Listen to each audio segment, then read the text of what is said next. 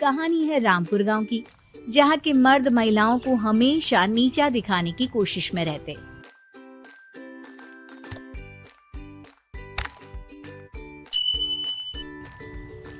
अरे अभी तक खाना नहीं आया, क्या मुझे एक और शादी करने की जरूरत है? नहीं जी नहीं, ऐसा मत करना, वरना मैं कहाँ जाऊंगी। खाना लेकर मैं अभी आई जी। गांव की पंचायत में भी फैसले हमेशा औरतों के खिलाफ ही रहते। मैं जो फैसला सुनाता हूँ वो भगवान की आज्ञा होती है। इस लड़के ने अपने मन से शादी करके अच्छा नहीं किया। लड़के को घर भेज दो और इसकी शादी इसकी जाति की किसी लड़के से करवा दो, लेकिन ये लड़के, इसे तो गांव के बाहर निकाल दो। नहीं नहीं जमींदार साहब, ये क्या बोल रहे हैं? ऐसा नहीं हो सकता। मेरी बेटी मासूम है, इसे अच्छे बुरे की समझ नहीं है। अरे कहाँ जाएगी ये बेचारी? कहाँ जाएगी? इतनी चिंता है तो पूरे परिवार का गांव निकाला कर देते हैं। बेचारे पूरे बसे बसाए परिवार को गांव छोड़ना पड़ता है। चाहे जो हो, अगर बेटियों को कंट्रोल नहीं कर सकते तो गांव में रहने का कोई मतलब नहीं है। यहाँ औरतों को दब कर रहना होगा। कोई भी अपने हिसाब से कुछ नहीं कर सकता, सब ईश्वर की मर्जी से ही होगा। तभी गांव का एक आदमी दौड़ा दौड़ा आता है। सरपंच साहब, जमींदार साहब, वो कालिया है ना, उसकी बेटी पढ़ने के लिए शहर जा रही है। अच्छा, ये कब हो गया? और कालिया की हिम्मत कैसे हो गई ऐसा करने की? लेकर आओ उसे और उसकी बेटी को। बस फिर क्या था, हाजिर हो जाते हैं कालिया और उसकी बेटी सरपंच के सामने। और कालिया, ये क्या सुनने में आ रहा है? बेटी को इंजीनियर बना रहा है तू?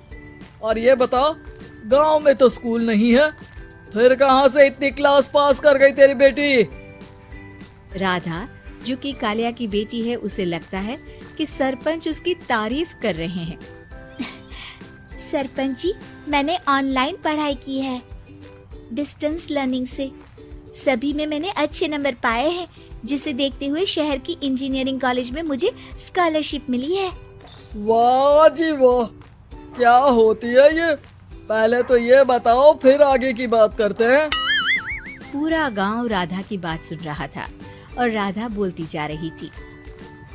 तो ऐसे मैं फ्री में एक अच्छी शिक्षा लेकर गांव में जो कुछ परेशानियां हैं, जैसे बिजली, पानी और इंटरनेट जैसी समस्याओं के लिए काम करूंगी। मैं गांव को शहर से जोड़ने के लिए पुल का निर्माण करवाने का प्रस्ताव रखूंगी। मुझे पूरी उम्मीद है कि जल्द ही हमारा गांव भी तरक्की की राह पर चल पड़ेगा। राधा की बात सुनकर सारे गांव वाले ताली बजाने लगते हैं। सरपंच को समझ नहीं आता कि वो क्या करे। चुप रह नादान लड़की, गांव के खिलाफ जाने के लिए तुझे गांव से बेदखल कर दिया जाएगा, वो भी पूरे परिवार के साथ। और हाँ, अगर ठीक से गांव में रहना चाहती है तो ये पढ़ाई लिखाई छोड़ दे। हम तेरे लिए गांव का कोई होनहार लड़का देखेंगे। तभी गांव का एक आदमी बोल पड़ता है। अरे नहीं नहीं सरपंच जी, राधा बिटिया जो बता रही है, अगर वैसा हो जाए तो हम लोगों को पैसा कमाने के लिए बाहर नहीं जाना पड़ेगा। हाँ जी, और ना ही कोसों दूर पानी के लिए भटकना पड़ेगा। हमारे बच्चे भी अच्छी पढ़ाई कर सकेंगे और आगे बढ़ेंगे, ना कि हमारी तरह खेती करते बैठेंगे। क्यों गांव वालों, राधा बिटिया का साथ देना चाहिए ना। सरपंच देखता है कि गांव राधा के साथ है तो वो चुप हो जाता है। वो घर आकर अपने सलाहकार से बात करता है, जो बहुत ही चालाक किस्म का इंसान होता है। अरे सरपंच साहब, आपको बहुत ही होशियारी से काम लेना पड़ेगा। एक बार गांव तरक्की कर गया, यहाँ के बालक पढ़ लिए तो कोई ना पूछेगा आपको। और फिर ये जो बेटा और बेटी है ना आपके, इनको भी आम लोगों की तरह ही जीवन जीना होगा। हाँ, लेकिन करे तो क्या करे? वो ना आप मुझ पर छोड़ दीजिए, बस मैं जैसा बोलूं करते जाइए। अगले रोज सुबह जब गांव वाले सोकर उठते हैं तो राधा के घर के बाहर और साथ ही वो लोग जिन्होंने राधा का सपोर्ट किया था उनके घर के आगे लाल रंग से कल आऊंगी लिखा होता है। कल आऊंगी, यह क्या होता है? अरे यह तो खून से लिखा है, लगता है कोई भूत प्रेत या चुड़ैल का साया है। चलो सरपंच जी के पास चलते हैं। सभी सरपंच के पास जाकर उसे सारी बात बताते हैं। अरे ये तो बड़ी मुश्किल की बात है। चलो मैं एक बाबा को जानता हूँ, उन्हें बुला लेता हूँ। सरपंच बाबा को लेकर गांव के घर के बाहर जाता है। ओहो, तो ये वो चुड़ैल है जो उन लोगों को निशाना बनाते हैं जो गांव को बदलने का सपना देखते हैं। वो गांव को ऐसे ही संपन्न देखना चाहती है।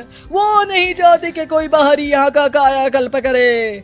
क्या तुम लोगों में से किसी ने गांव को बदलने की सोच रखी है? तभी राधा की माँ रोते रोते आती है। मेरी राधा घर से गायब हो गई है। अरे कोई तो बचाओ, मेरी बच्ची कहाँ गई?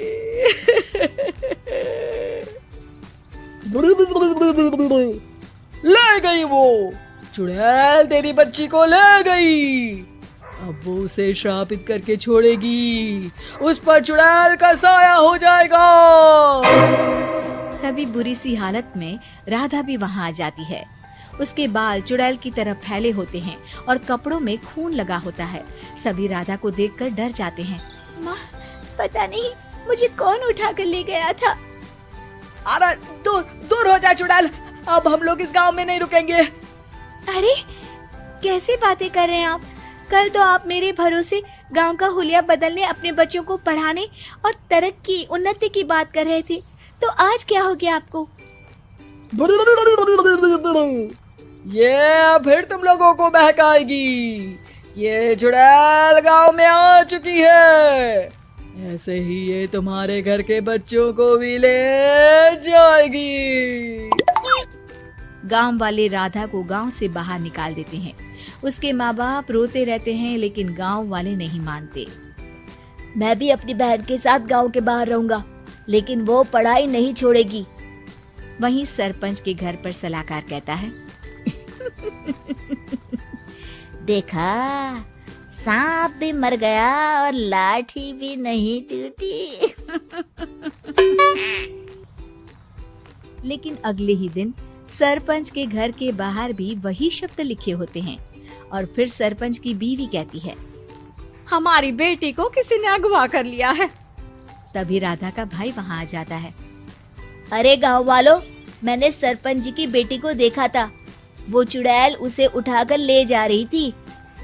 अरे क्या मजाक कर रहे हो? नहीं नहीं सरपंच जी, आप नहीं जानते। वो चुड़ैल अब आपकी बेटी में आ जाएगी, जैसे राधा के अंदर आ गई थी। तभी सरपंच की बेटी वैसी ही हालत में वहाँ आती है जैसे राधा आई थी। पापा, पता नहीं कैसे मैं गायब हो गई थी। चुड़ैल, इसके अंदर भी चुड़ैल का साया है, मारो इसे। अरे नहीं नहीं, इसे भी राधा के पास गांव के बाहर ही भेज दो। अरे चुप रहो, मेरी बेटी कहीं नहीं जाएगी और चुड़ैल वुड़ैल कुछ नहीं होता है। अरे कैसे बात कर रहे हो सरपंच जी? आप तो बोल रहे थे कि आपका फैसला भगवान का ज्ञान होता है, तो अपने पर बात आई तो अब आप ऐसे बोल रहे हैं। अरे ना ना ना, आपको अपनी बेटी को त्यागना ही होगा। अरे बुलाओ बाबा को। राधा का भाई बाबा को ले आता है, जिसे अब गांव वालों के डर के कारण सच बोलना पड़ता है। मैं कोई बाबा नहीं हूँ, मैं तो मोची था। ये सलाहकार महोदय ने मुझे कहा था एक्टिंग करने को। अब वो मुझे पैसे देने वाले हैं। अब मुझे माफ कर दो। गलती हो गई, मुझे माफ कर दो।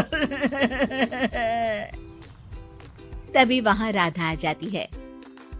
देखा सरपंच जी, जब गांव के बच्चे साक्षर होंगे तो आप जैसे लोगों की चालाकी नहीं चलेगी।